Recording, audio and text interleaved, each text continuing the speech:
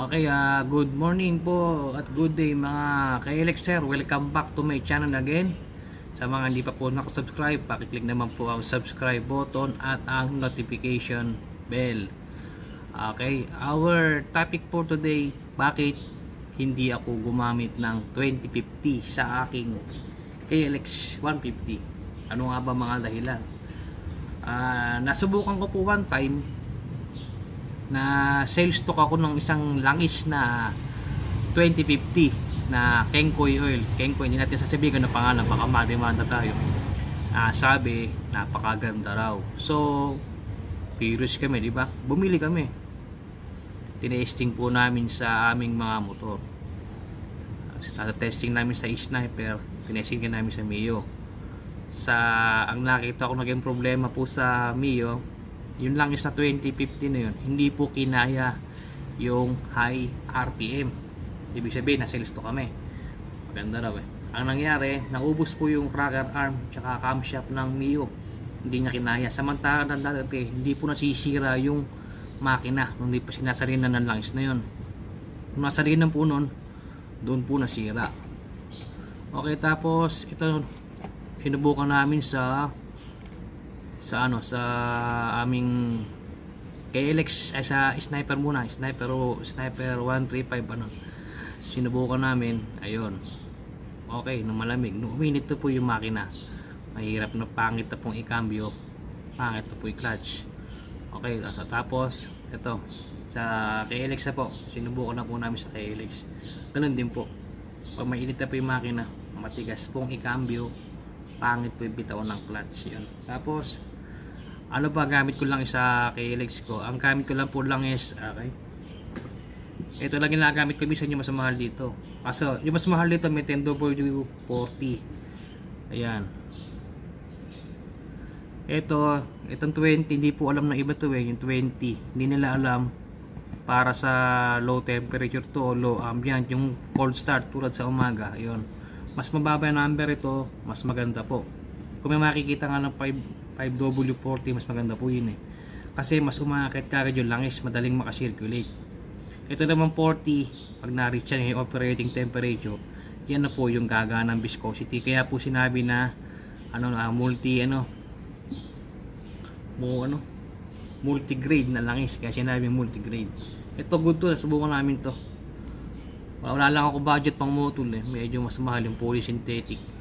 Sumubok naman kami ng ibang polysynthetic sa KLX namin na 10W40. Yung iba po hindi po siya compatible. Ito, panoorin nyo po yung flow test. Panoorin nyo po. Panoorin nyo, ayan na. Ayan. Itong 20W50 tsaka 10W40, panoorin nyo.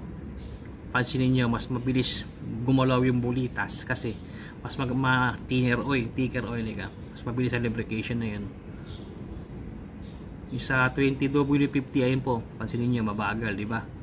Mabagal yung pag-angat ng bulitas. Ibig sabihin, ganoon din kalapot. Kumbaga sa tao, pag high blood ka, hirap din pong dumahalo yung dugo, malapot, di ba? Ganun po yun. Okay? Ang recommended ko po lang sa KLX talaga, pero itong KLX ko po since 2011, nabili ko pa second hand. Naka na po ito, 10W40, 15W40 o 20W40. Doon lang po nag-aano yung mga langis yan. Doon lang pinipilian namin. Basta tatandaan nyo palagi, ito yung 40 sa may dulo, ito yung 40 yan. Kapansinin nyo po yung mga Honda na mga motor, binibenta nila 5W30, ganyan lang kasi mas manipis na langis, mas mabilis makakaikot sa makina. Ito nasa manual din po ng KLX ito, yung 10W40.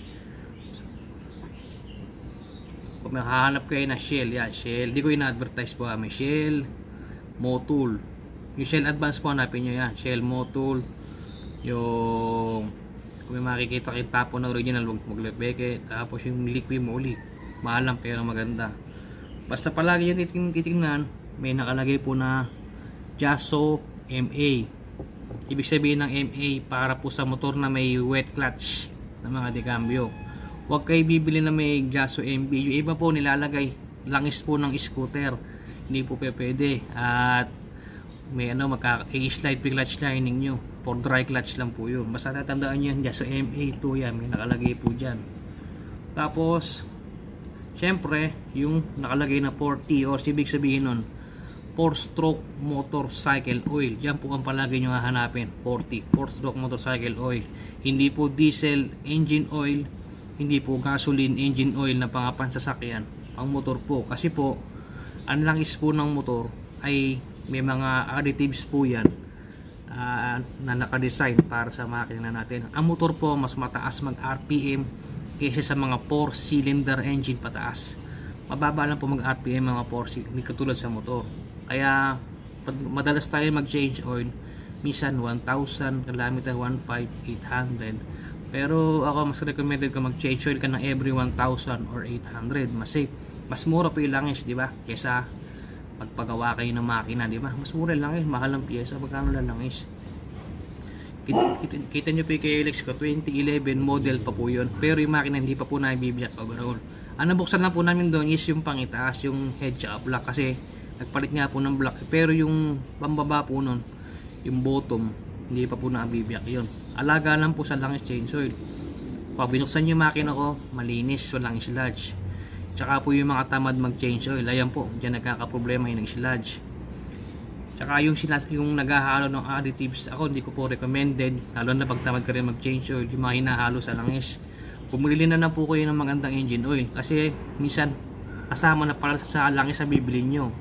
Minsan mas nakakasama pa yung hinahalong additives, kasi po nagkakaroon ng chemical reactions. Yan po yung magiging cause ng sludge. Kaya pag binuksan nyo yung makina nyo, mancha-mancha, may mga buo-buo para mga sipong ganon.